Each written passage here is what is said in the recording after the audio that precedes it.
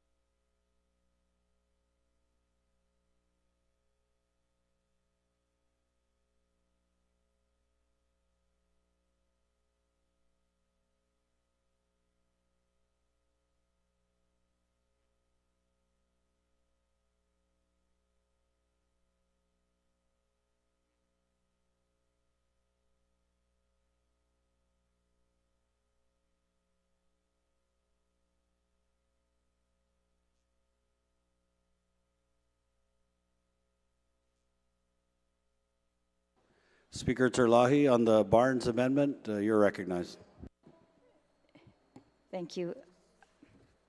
Again, so this amendment would delete the whole entire subsection 4, which is a requirement that property owners or their relatives or someone they designate as the designated authorized representative will be living in either the main house or the accessory dwelling. This is a requirement that I got from the Hawaii statutes, which actually are much more strict. They require the property owner or a relative to stay in that unit, they also do have designated authorized representative. That's exactly where I got this. And it's just, again, to distinguish that these are ADUs, they're the owner is having an accessory use to his dwelling as opposed to a multi-unit commercial or multi-unit residences in an R1 zone. This is an exception again to the R1 zone.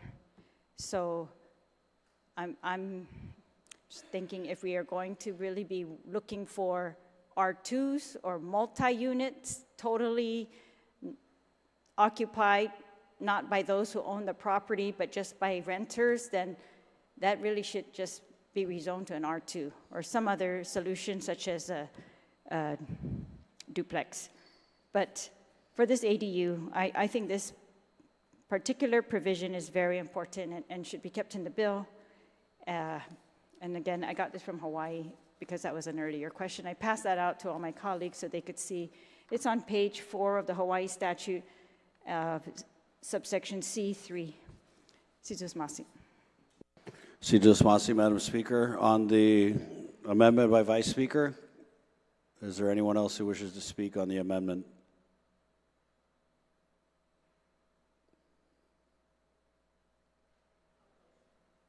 If there's no one else who wishes to speak, Vice Speaker, you may close on the amendment. Thank you very much, Mr. Speaker. I did ask the good author of the substitution to share with me where she got the verbiage that was written in the substituted version, and I see it here. But as a closing to this amendment, it was my intent, Mr. Speaker, for this amendment was to recognize that many families include brothers and sisters that are not your blood sisters, that are not your sister or your brother by blood or by marriage or adoption. We have grandkids that are not by blood or marriage or adoption, and we have godchildren who are not our family by blood, marriage, or adoption. And it may not be the most perfect way to address the real familiar relationships that we have here in our island communities. And I understand the speaker's concerns about a slippery slope, and perhaps the deletion does go maybe a little bit too far. But without recognition, Mr. Speaker, of the real and legitimate family connection, I just have to try to have this proposal be respectful of our Chamorro value and traditions of Poksai, of gifting our identities to others, and our island value of rearing and fostering children and elders in need. So even if the word to include Poksai, because our primary language here on Guam is both English and Chamorro, even an inclusion of that would be worthy of this provision. But to leave it the way it is, based on taking it off of a city council, a bill of ordinances, and not templating it to the cultural traditions and values that we have here, yes, I do have concerns. And I just hope that it's considered. And that was my reason for the deletion. And if the good author of the substitution wants to work with me on that, or to include that word Poksai in, then or doesn't want to include that word Poksai and reared, then I still keep asking my colleagues to delete subsection 4 on this amendment, because I think that we here as an island community have lots of families here on Guam who Poksai and call those that we have reared a part of our own true family. And Lord knows, anyone who knows my family knows that we have very many of them. My brothers and sisters from Yap, from Ulithi, from Rhoda, Saipan. We've adopted a lot of siblings and children, and even others. My sister has 5 today. And I have a couple. But I think it's really important that we at least look at that. So this is my closing. I know there's going to be an objection, Mr. Speaker.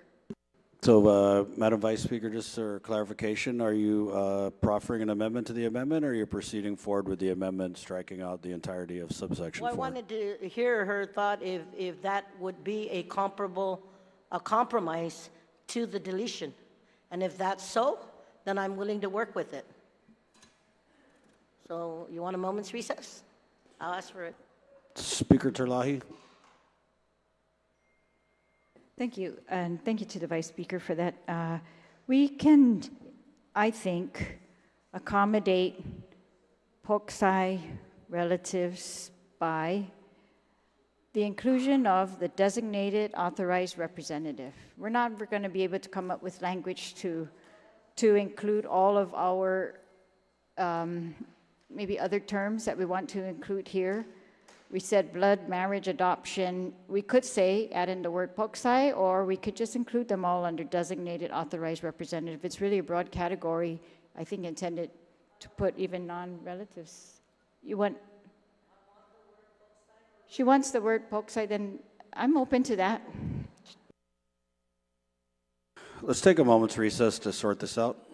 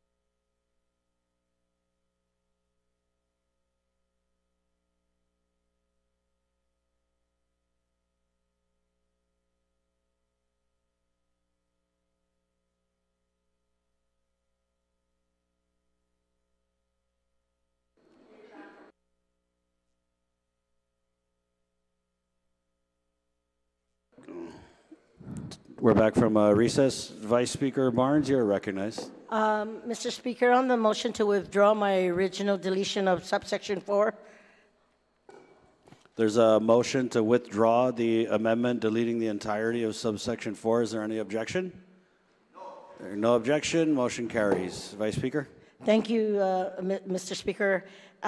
So I will proffer the amendment to the effect to amend section 6114414 from the bill, and after the word adoption, the property owner or owners or persons who are related by blood, marriage, or poksai/reared, marriage, adoption, or poksai/reared to the property owners. So the inclusion after the word adoption will be or poksai/reared. Poksai, Poksai, which is the Chamorro word for reared. Sidus Masi, Vice Speaker. On the amendment, No objection. is there anyone who wishes to speak on the amendment? Is there any objection? No? Okay. Vice, did you want to close? Okay, so no objection, amendment passes. Senator Duenas, you're recognized. Sidus Masi, Mr. Chair. Mr. Chairman, during the lunch hour, I fielded a number of calls and by individuals who have been reviewing the substitute version. I have a stack of amendments, but I think that at this point, since the bill as substituted has such substantive differences from the original bill, I've spoken to the committee chair, the speaker, and she has agreed to hold a public hearing in her July calendar. And so in that event, I think that that's the best way to handle this, is to get all those folks down here who want to express their concerns and hash out that in the public hearing room, where here on the floor, the voices can't be heard. But in the public hearing room, it can, and hopefully we can get to a final product that can be agreed on. But in light of that, Mr. Speaker, at this time, because of that agreement that's been made, I motion to place Bill 5137 as amended on the floor. I'd like to actually put it back to committee for the purposes of conducting a public hearing.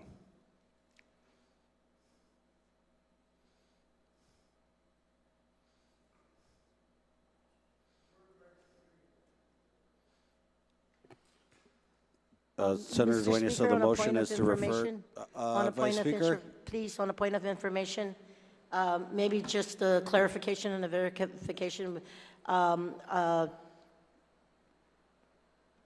To set aside the bill versus to pull it back in committee with the option to come back. I mean, if we set it aside, we can also work on it and then come back at the next session and work with the details on. I'm just wanting to make sure that the opportunity based on this, that it would be given a fair opportunity to come back to this August floor.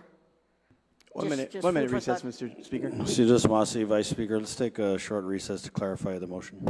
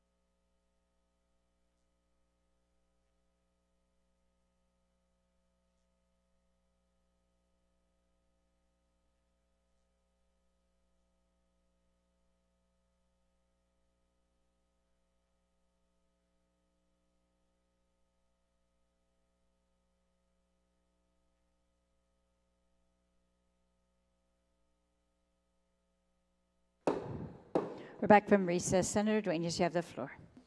Yeah, so Madam Speaker, at this time I'll maintain that motion, and as I worked with those who supported the bill coming onto the floor, in the event that there is, for some reason, no public hearing, then we'll just bring it back to the floor in the next session. So at this time, I motion to put the bill back in committee. All right, on that motion, is there any objection? Seeing no objection, the bill is substituted and amended on the floor. Right, and for a public hearing that you've committed to in July. Yes. Thank All you. right. Is there any objection? Seeing no objection, that motion carries. All right, we will continue with second reading. Next bill on our agenda is bill number 155-37 LS. Senator Parkinson, main sponsor, you are recognized. Thank you, Madam Speaker. Before I go on, at this time, I would like to make a motion to reconsider the actions of the body regarding sending Bill 260-37 as amended on the floor to the third reading.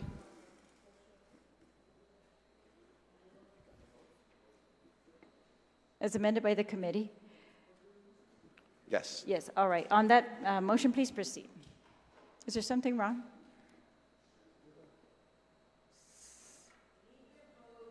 Is there something wrong? Order, please. Senator Parkinson, you have the floor.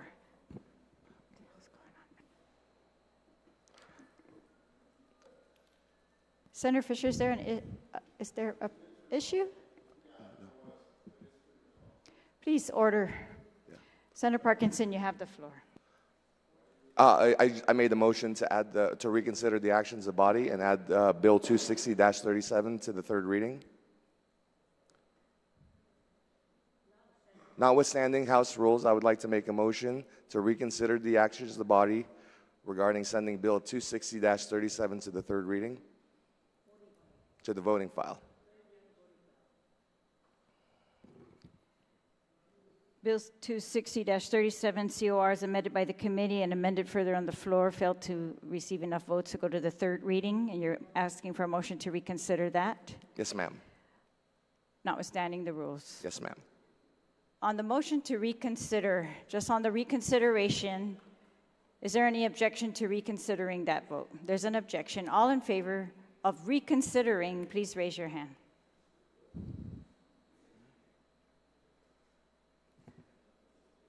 7,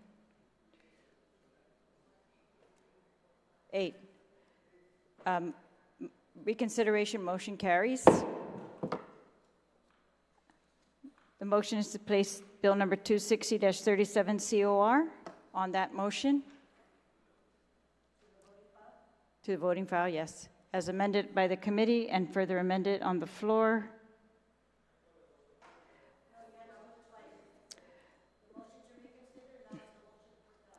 The motion to place the bill on the third reading. We're going to vote on that now unless there's any discussion. Is there any objection? There's an objection. Senator Teitzke, you're recognized. Thank you, Madam Speaker. You said if there was any discussion. I just wanted to make it clear or let the body know that I've gotten many calls as well as on Raise the Point, people calling in very displeased that the amendment did not get through to only allow a flower and buds the ability to go through without being tested.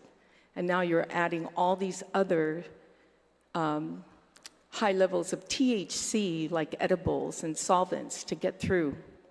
And many people on the radio have called in and said that even people who plan on selling cannabis, said as well that this is a bad bill to go down, and the amendments should have passed. And I'm sure many of you who listened to Ray Gibson this morning, you hear those people who called in and said that this was not a good deal for the people who sell cannabis.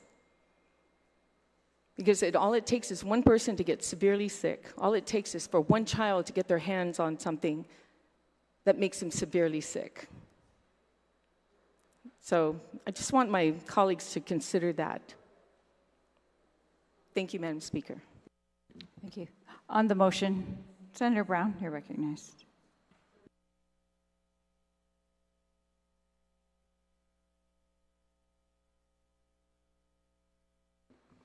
Thank you very much, Madam Speaker. Senator Parkinson, you can be seated. Thank you. Senator Brown. You know, I don't know if we're so hell-bent on getting what we want the way we want it that we're willing to jeopardize the health and welfare of this community. But colleagues, if you are, stand up and be counted, because you better hope and pray that nobody gets sick from consuming any of these products that are untested. Because Senator Tello's not the only one. I mean, you know, if you don't want to listen to us and you think you've got it all down, then hopefully no one will get sick, because we've had incidences as well already here on Guam where this has happened. Even before cannabis was even legalized. And I'll relay it again, I'm not happy with the fact that this legislature allowed this to be accepted without the vote of the people. And then every time it's convenient, we fall back on the medical-related issues, which I have no problem with. But let's not kid ourselves. Let's not assume that, oh, everybody's all cool with this and the people of Guam are just jumping up and down because of all the issues affecting the island. We spent hours and hours and hours and hours over the last few days debating this issue. But colleagues, please go ahead. Over the years, I've watched this happen a few times, more than once. Do what you want to do because you have the votes. Stretch yourself around this session hall and let the people, pound your chest even. But hope and pray that nobody gets sick, because I'll tell you, when the first person that does will remember all your names because you want to be irresponsible. We're all worried about an industry. But we think the most important thing is worrying about the health and safety of our community, because that's what our people expect us to do. I mean, we didn't get elected just to be here to prance around. If we're not looking out for that concern and passing legislation, then who's supposed to do that? But no, we want to make everybody think that this is acceptable to everybody, and it doesn't matter about the testing because we just want things to move forward. Because we think we're going to have this big cannabis industry. Gosh, I hope it's big enough to pay for the increased cost of government. The very ones of you that are voting for this increase to the burdens on the backs of our people. Hundreds, probably 100+ million. We'll check, Mr. Chair of Finance. How much more our government's costing them this year, this past year, the last 2 or 3 years. Hopefully the industry will pay for that cost that you put on their backs. Hopefully we're not going to have an exodus of our people when we don't have the money to pay for all the things you put in place. But this is the height of irresponsibility when you're talking about the health, wealth, and safety of our community. We've made such an issue about the fact that public health was giving out certificates to our schools and not doing inspections. Even I had to sit back and go, are you kidding me? Because our people need to be able to rely when they walk into a restaurant and eat that, you know, A, B, C, or D, or whatever the letter is on the wall, is truly representative of the status of that establishment that they're eating in. And then to think for how many years in our public schools, public health wasn't even doing any inspections. They were leaving it to the schools to essentially police themselves. And we know and see where that came, what ended up happening as a result of that.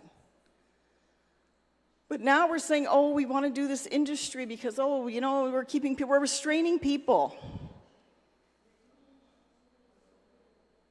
But no, we want to move forward irrelevant of testing because we're thinking, hey, yeah, this is going to do it. Yeah, I want to take the credit for this. We don't know who's brewing up what. We don't know who's even brewing up what with existing drugs. And some of our colleagues who are the big champions and concerned about fentanyl in our community, now that it's in the headlines, now that we're seeing it's here, it has arrived, it's getting around. None of our electability is worth the health and welfare of this community. Nothing to me is worth that. But go ahead, because you got the vote. Make sure you put your name up high. And hope that nobody gets sick or that nobody dies, because you really don't know what somebody else could be putting in what. You don't. So if you're willing to put your hands and your political future in their hands, have at it. But I think the responsible thing to do is ensure that these, especially what you're trying to do with all these other derivatives of,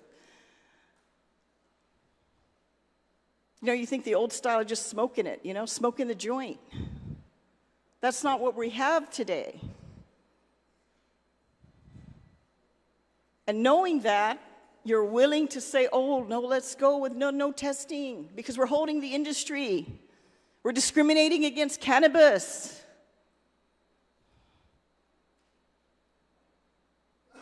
Just because you have the power to use it, you don't have the power to abuse it. That's irresponsible. But hey, have at it. You got the votes in your back pocket, strut around. Let the people of Guam know how caring you are for them. Because I'll tell you, when I hear what I hear, and I'm going to listen to your campaign commercials, and you're smiling in your waves, but your actions, what you do with regards to legislation is a concern when you make those type of decisions. Oh, we're there to take care of our dear people. We want a better island. We want to improve our economy, our education, our health care. Smile, click, click.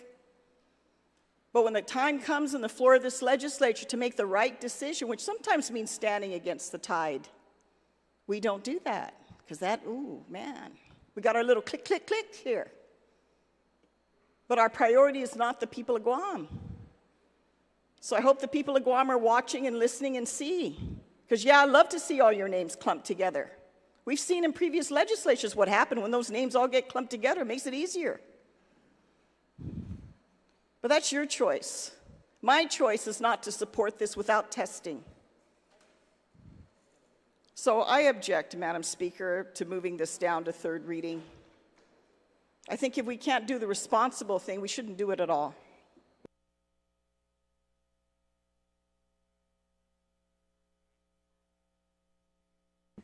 On the motion to place in third reading, is there anyone else that'd like to be recognized? If not, sponsor may close on the motion, waives closure. So is there an objection to the motion to place in third? There's an objection. All in favor of the motion, please raise your hand. Motion to place the bill in third reading.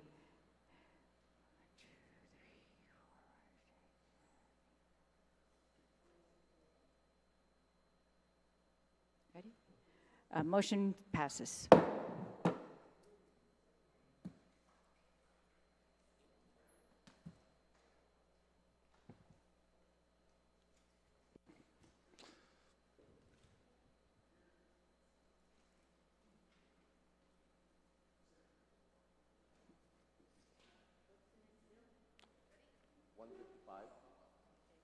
Yes, we get to go on that.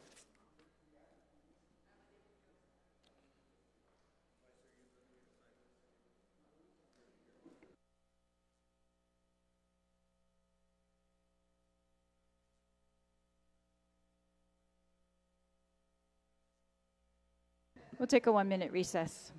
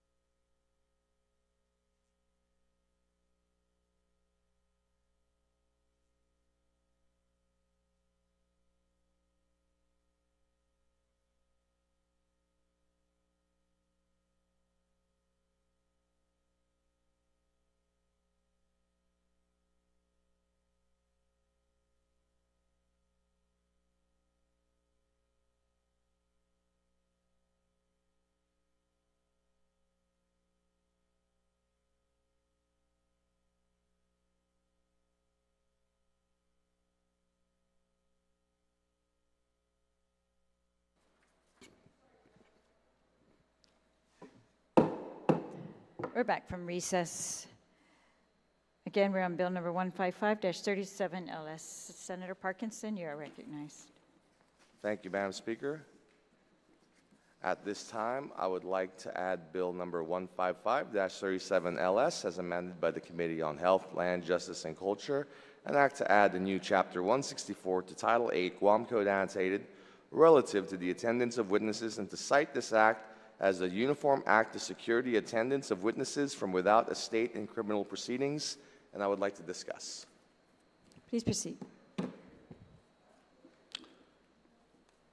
The subpoena power of any particular state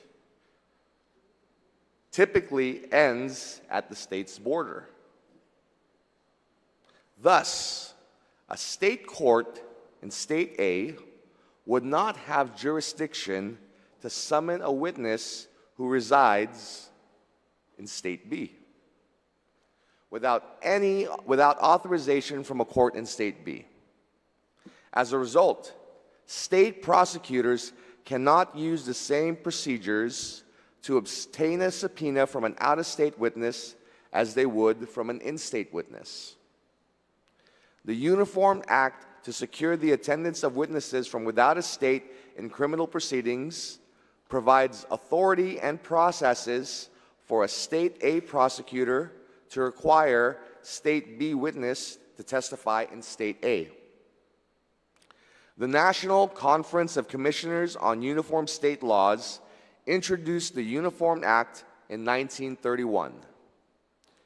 The object of the act was to promote the enforcement of criminal law and the administration of justice in criminal proceedings. In 1936, the Conference of Commissioners made two changes to the Uniform Act. The first change allowed prosecutors to use the act during grand jury proceedings. The second change allowed for a witness to be arrested, held in custody, and delivered to an officer of the requesting state when expedient.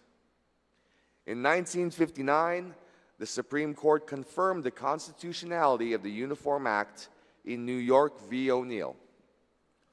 All 50 states have enacted Uniform Act laws, starting with North Dakota in 1931, ending with Alabama in 1977. All 50 states. The District of Columbia, Puerto Rico, and the Virgin Islands have their own version of the Uniform Act. Guam does not have the Uniform Act, but it does have similar laws that allow witnesses in Guam to be subpoenaed in other states.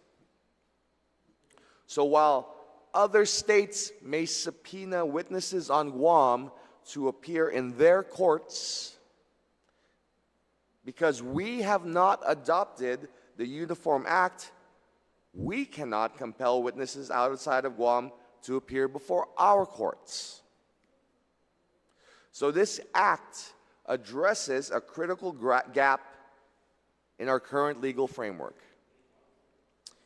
In an increasingly interconnected world, the reality is that key witnesses in legal proceedings often move off-island for various reasons. This geographic barrier can impede justice, as the absence of crucial testimony can skew the outcomes of legal proceedings. The Attendance of Out-of-State Witnesses Act provides a pragmatic and equitable solution by facilitating the attendance of witnesses from other states. It ensures that their crucial testimonies are not lost due to geographical constraints. This process is essential in our pursuit of comprehensive and fair trials. The ability to hear from all relevant witnesses, regardless of their location, is a cornerstone of a just legal system. By using the Uniform Act, we standardize the process by which out-of-state witnesses may be subpoenaed and incorporates that process into the long history of case law and other adjudication already on the books. The Uniform Act provides a framework that is tried and true, and most importantly, legally tested across the nation for nearly 100 years.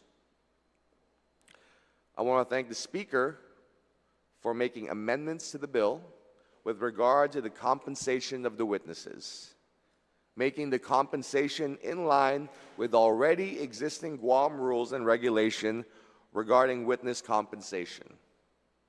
However, we do want to make it clear that this cost is borne by the party calling the witness and have introduced an amendment as such. You're going to introduce the amendment at this time, Yes, Senator ma'am. Parkinson? Yes, Please ma'am. proceed. I believe the amendment has been introduced to the drive, and everyone has copies, I believe. Thank you.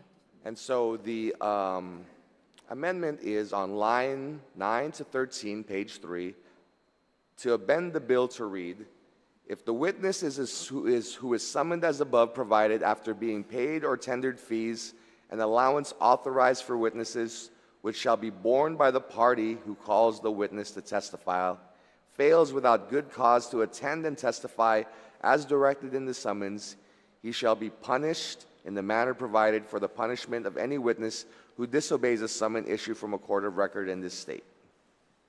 And also to amend line 26 to 27 of page 3 to read, if the witness is summoned to attend and testify in this state, he shall be tendered fees and allowances authorized for witnesses, which shall be borne by the party who calls the witness to testify, and to allow legal counsel to make any technical corrections.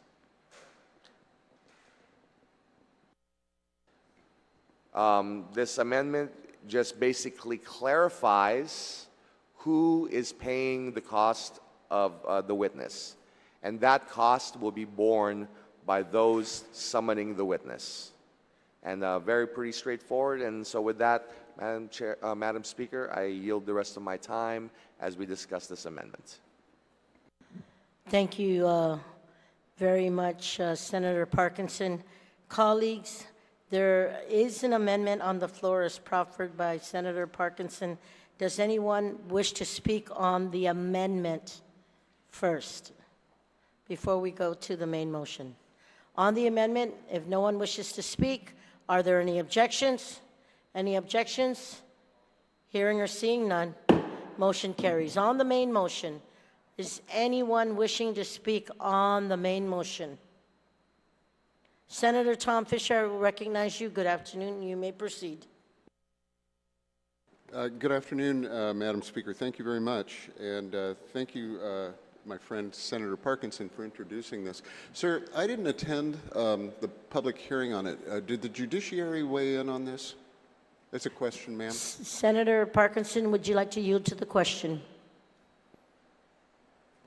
Yes, the judiciary is in favor of the bill. Okay. And the reason, Madam Speaker, the reason I was asking that is because the Guam Rules of Civil Procedure also have means by which we can call citizens in another jurisdiction. But if the courts are good with it, I'm good with it. My only, the only, I guess, a suggestion would be, ma'am, we throughout 155-37, we keep using the word state, which may be appropriate, but sometimes we mean to say territory. And I was wondering if, I suppose, State or jurisdiction, so. yeah, but I'm wondering if when this bill goes through, I guess the legal counsel can make the changes, state to territory, territory to state, so forth. I'm going to pose that as a question to the author, and then also work with legal to see if that's doable. So, Senator Parkinson, what would you like to yield? Yes, I'll yield to that question. My understanding is the term state also includes territories when in the definition of state in the common legal parlance, and so I'm good with leaving it as state. Okay. But if you would like to clarify it further, I would not be opposed to that at all, sir. Thank you, Madam Speaker, Yeah. and thank you for... Senator, just based on that, thank you to both of you. I'm just going to make a command request from the podium. If you can just ask a motion to allow legal to make the technical corrections, then it will suffice. Ma'am, could I make a motion at this time to ask our legal department to make... Legal department to technical make corrections. technical corrections? On that motion, are there any objections? What? Hearing no objections, motion carries. I will also note for clarity, Senator Fisher, that it was saying that In the definitional section? the word state shall include any territory of the United States and the districts of Columbia. So Yes, ma'am. for clarity, but doesn't hurt to add. So thank you very much. On the main motion, do you still wish to speak? You still have time. Yes, ma'am. No, I just thank Senator Parkinson for introducing the bill. I do support it. Thank you. Nothing else. You're very welcome. Anybody else on the main motion? Do I hear anybody on the main motion? If not, Senator Parkinson, would you like to close? Yes, just very briefly. I would like to make a quick amendment to add Senators Tom Fisher and Vice Speaker Tina Munoz Barnes as co-sponsors to the bill. On that motion, are there any objections? Seeing or hearing none, motion carries. Anything, Senator Parkinson, you're still recognized on the closing.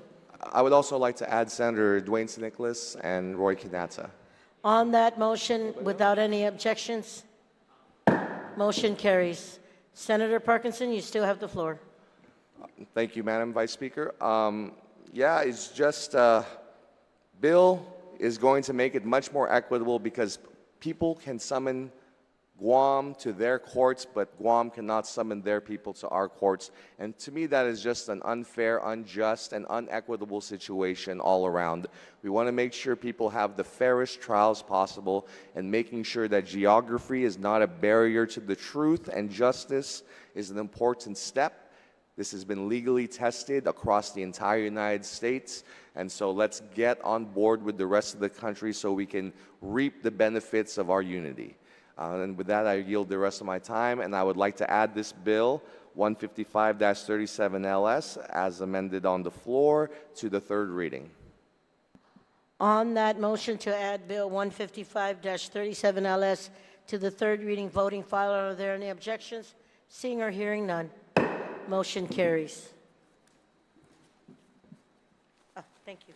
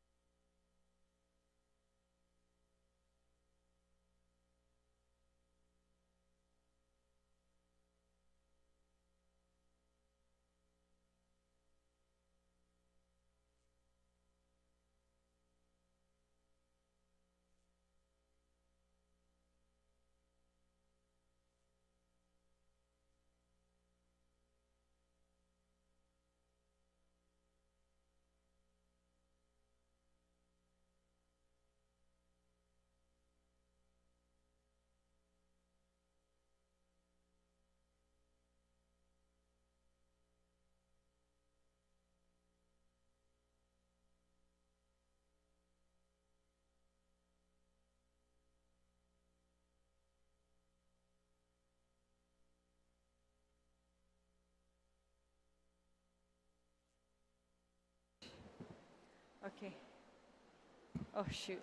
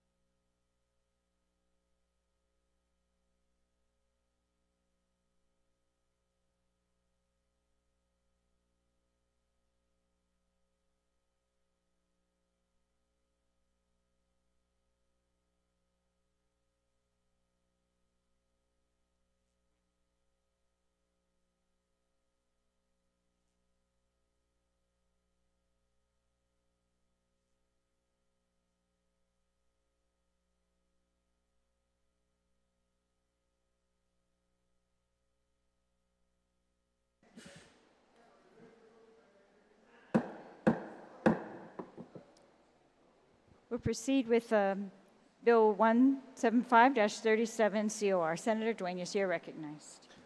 Sidus Masi, Madam Speaker.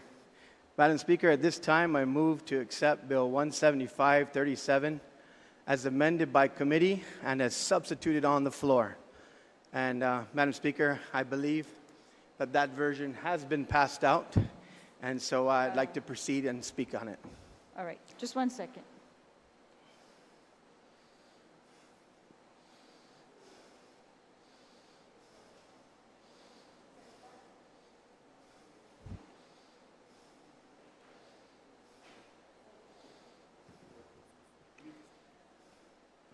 All right, there's only as amended by the committee or as substituted on the floor, not one that combines both. So if you could just reintroduce the bill. Madam Speaker, at this time, I move to place Bill 175-37 COR as substituted on the floor. It was introduced by myself, Christopher M. Dueñas, Frank Blas Jr., Jesse A. Lujan, Thomas A. Fisher, Dwayne T.D. St. Nicholas. It is an act Sorry, Senator. Yes. So on that motion to accept the bill as substituted on the floor, is there an objection? There's an objection. All in favor of accepting the version as substituted on the floor, please raise your hand. Okay, 10? Motion passes. All right, so we're using, and it's been passed out, it says as substituted on the floor. Please proceed, Senator Dueñas. First of all, Sidus Masi, to my colleagues on the floor, I am forever grateful and indebted. Bill 175-37 COR as substituted on the floor. Introduced by myself, Christopher M. Dueñas, Frank Blas Jr., Jesse A. Lujan, Thomas J. Fisher, Dwayne T.D. St. Nicholas. This is an act to amend 48101C, add new 48101F, G, and H, amend 48104A, 48104B, 3, 48104B4, 48104C, and 48104D. Add a new 48104E, amend and renumber 48106 and 48112.1. Add a new 48112.1B, add 48112.2, repeal 48125 and 48126A, add new 48125, 48126, 48127, 48128, and 48129. All of Chapter 48, Title 10, Guam Code annotated, relative to include nitrate reducing systems, establish administrative process, and create the Sewage Disposal Assistance Fund. Madam Speaker, it's been a long journey to get to this point where this bill will finally see the light of day. Madam Speaker, I want to start by explaining exactly what this bill does. Madam Speaker, this bill first and foremost corrects an injustice, a grave injustice that was done to landowners of this beautiful island of Guam almost 5 years ago. Madam Speaker, 5 years ago, the regulatory agencies such as EPA and others were permitting decedent estates to be able to be treated the same as parental subdivisions and be able to build on their properties using a septic system. For the listening audience, I will explain a little bit about what this is about, somewhat technical, but I think most of our listeners that are watching probably know where we're going with this. Madam Speaker, a parental subdivision in Guam subdivision law recognizes the love and affection of parents for their children and allows them to subdivide property in 6 parts while the parents are alive and deed their property to their children through their love and affection.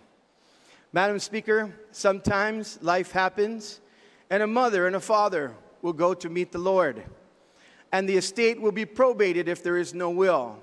When that estate is probated, what happens is the court becomes the mother and father. They do an equal distribution of properties to all the heirs. And most of the time, depending on the size of the family, this will end up being the equivalent of lot sizes typically in a parental subdivision. Madam Speaker, there was an arbitrary decision made close to 5 years ago that this practice would be discontinued. There were 2 senators over the years that entertained the possibility of correcting this injustice. Unfortunately, that correction never came in the form of an introduced bill. Today, 175-37 recognizes that introduction. Madam Speaker, in numerous meetings, not just with myself, but with other senators in the past, with the regulatory agencies and senators and members from our real estate community, families aggrieved by this situation met to try to find a solution. The solution was presented, Madam Speaker, and that solution that was presented is found in this bill, 175-37, in Section 7. Now, I will admit, Madam Speaker, this bill is amended on the floor, no question about it. Because many people thought in the beginning, why would we give up a right that was formerly the equivalent to parental subdivisions? But you know what? We understand there are environmental concerns. There is things that we've got to do on our island to try to help to alleviate the situation where we know we, at this time, don't have adequate sewage facilities to service our island at large. So, Madam Speaker, it was the regulatory agencies, led by EPA, and I thank them for their support of this bill, led by EPA, that said, this is what you need to do in order to remedy this situation. Section 7 reads, a new 48104E is hereby added to Chapter 48, Title 10, Guam Code annotated to read, E, only for land covered by 21 GCA 62104A, land which is an asset of the estate of decedent that is located within the Guam Groundwater Protection Zone as established under 10 GCA 47108.1. The minimum lot size on which a Type 2 facility serving a single dwelling unit shall be 19,200 square feet. The minimum lot size on which Type 4 nitrate reducing system facility servicing a single dwelling unit shall be 9,600 square feet. Madam Speaker, the equivalent to what they call a Guam quarter acre and a Guam half acre is this delineation. It means now that there will only be four properties allowed within a subdivision of a 1 acre property.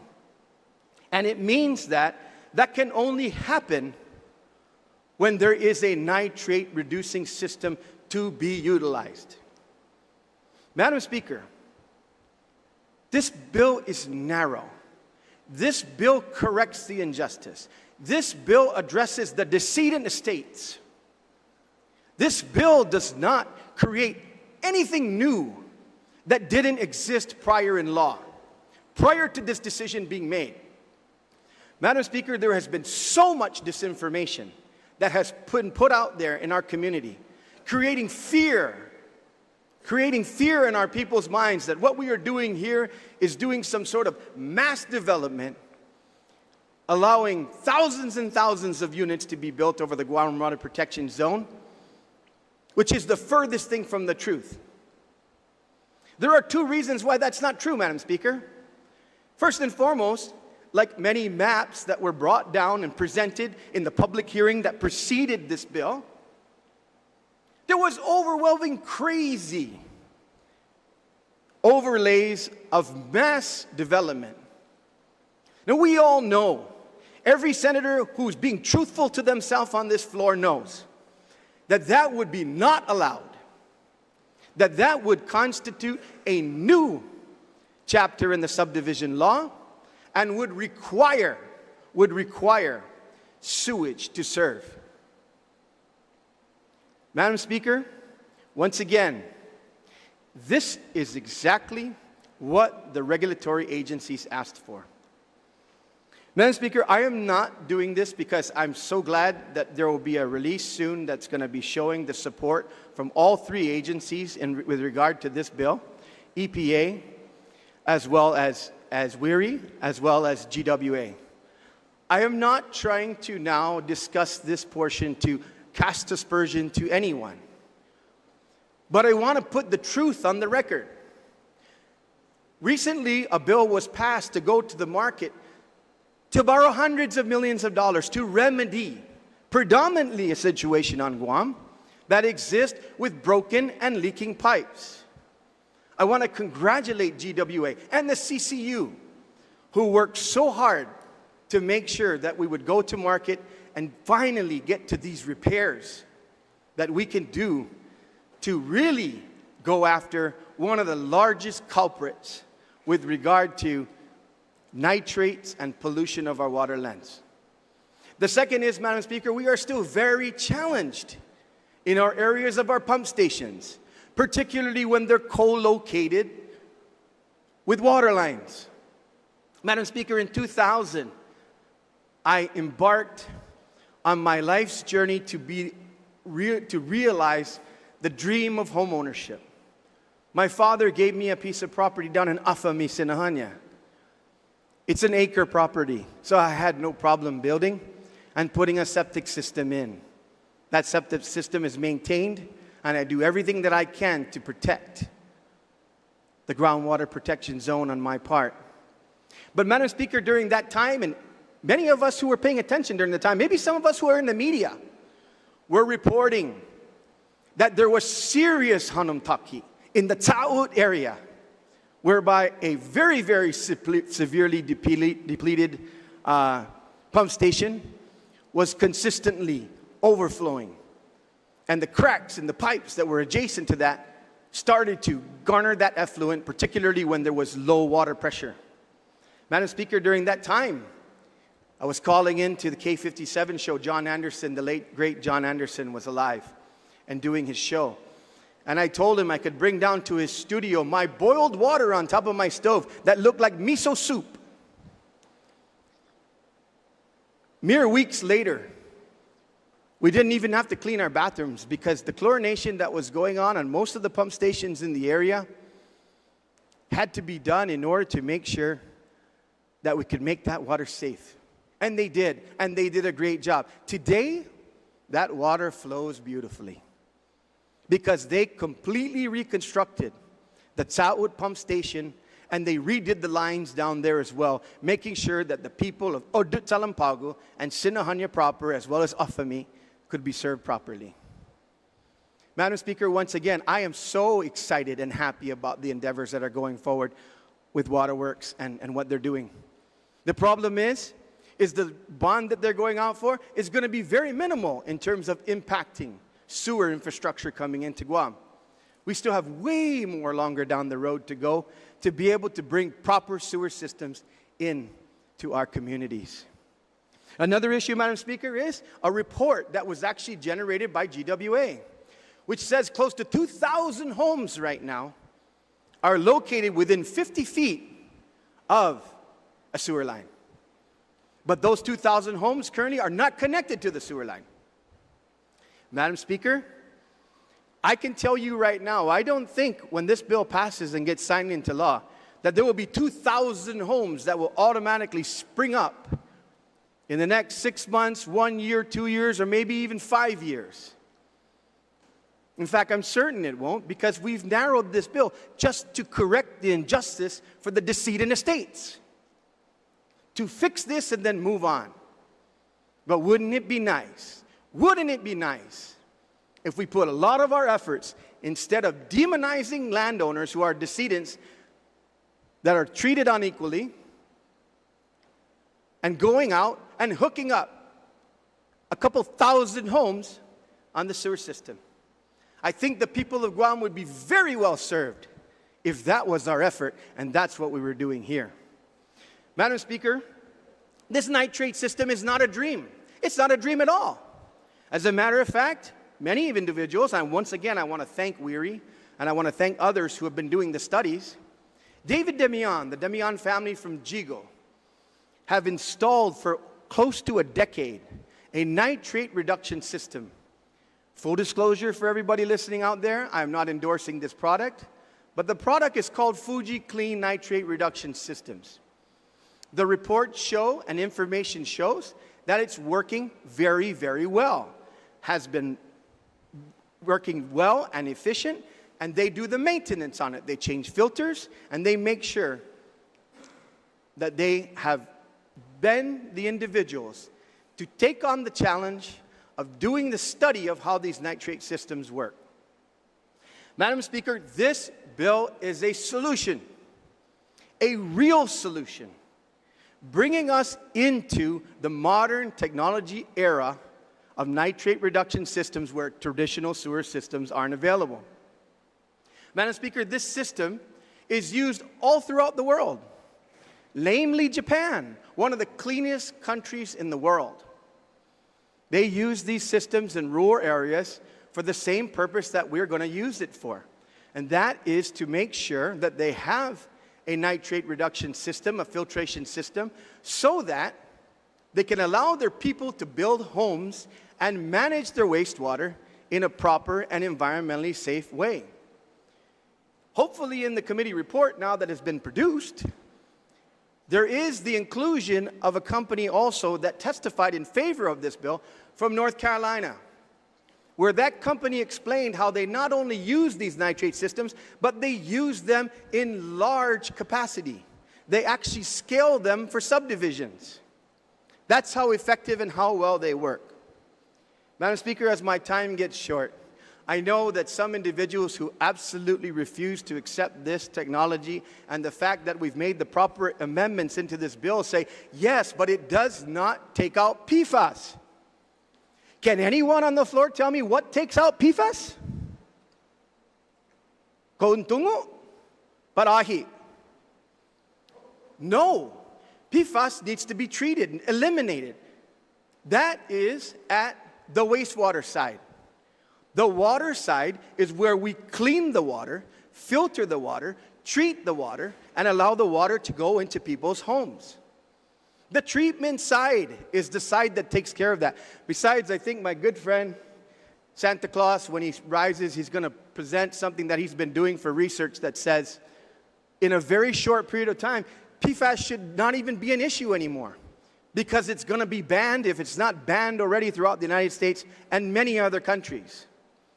So this issue of PFAS and the alarmist of the fact that it doesn't do all this other work, nothing does all this other work. Not in our septic systems that are leaking, not in our pipes that are leaking, not anywhere. But this system takes care of nitrates, minimum of 50% and as high as 80%. Madam Speaker, I look forward to the debate on this bill, and you will see a release from the three agencies rescinding their release where they said they did not support this bill because they didn't have the true bill to look at. Sidus Masi, Madam Speaker. Sidus Masi, Senator. Senator Kanata.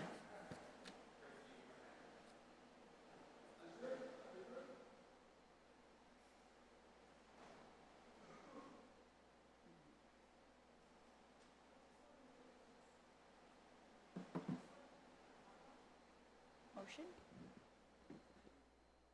Madam Speaker? Madam Speaker? Senator Barnett, you're recognized. Thank you, Madam Speaker. I'd like to make a motion to recess until 9 o'clock tomorrow morning at this time. There's a motion to recess. Is there any objection? Seeing no objection, we'll recess till 9 a.m.